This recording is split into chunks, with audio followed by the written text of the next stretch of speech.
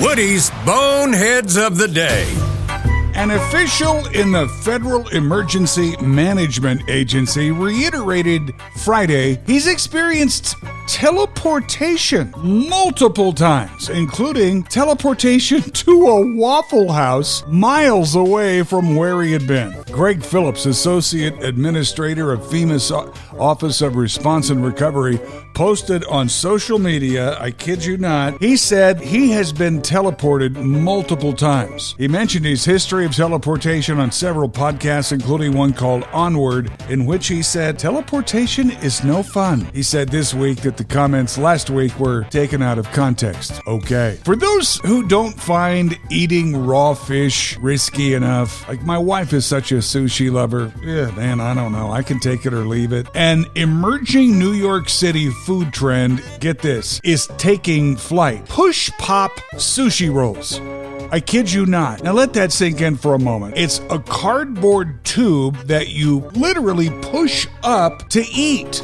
Here's Jack Goldberg of Jack's Dining Room giving it a try. So you're supposed to open the soy sauce, pour it on, and then you pop it up. It's also $16 for one roll, which is pretty expensive, but apparently they patented this device and are the only people in the world that can make this. Very smart move on their part. There's no non-sauce way to eat this. Like, come on. How are you supposed to eat this and look cool? And it's definitely good, but it's not like mind-blowing sushi. Is it worth $16 a roll? I don't know, but it is very entertaining, and I respect them for changing the sushi game up. Yeah, the sushi game definitely needed changed up, right?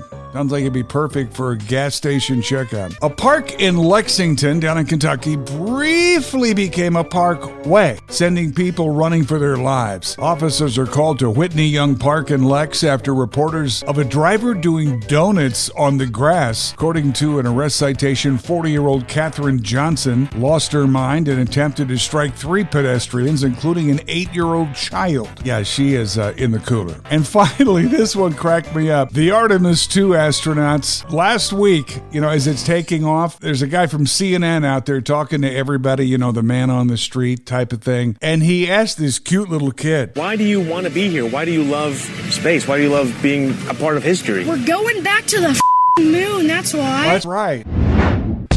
Okay, so if you're listening to The Maverick, like me, you probably have kids that are out of the house, or at least in college. Well, there's a new survey that says more 18 to 34s are living at home now, and of course money's the reason for most of them, than ever before. This report shows that right at 1/3 of Americans 18 to 34 are still living under mom and dad's roof. The highest levels ever were during the pandemic when everything was all screwed up, shut down, and people moved home.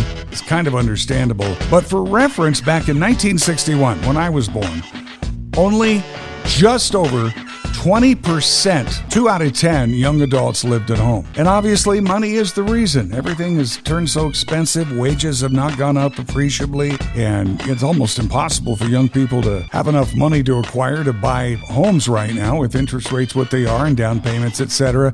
But 3 states lead all others. This was surprising to me. The state in my head that was number 1, it's actually close. It's near the top. But New Jersey led America at 44% of 18 to 34s still living with mom and dad. Connecticut right behind, 41%. But California, the state that I thought might be number 1, it's close. So darned expensive out there. Just ridiculous home prices. California has 18 to 34 still living under mom and dad's roof to the tune of 39%. Not surprisingly, to me anyway, there's 3 states that led the way to push the kids out. North Dakota, the state least likely to have 18 to 34s living at home. Only 12% of them still living under mom and dad's roof, followed very closely by Wyoming at 16%, and young South Dakotans are only staying home to the tune of 18%. And again, I give them a little bit of grace here. I know money was really tight now as opposed to then, but I was broke then, and I couldn't wait to move out of the house.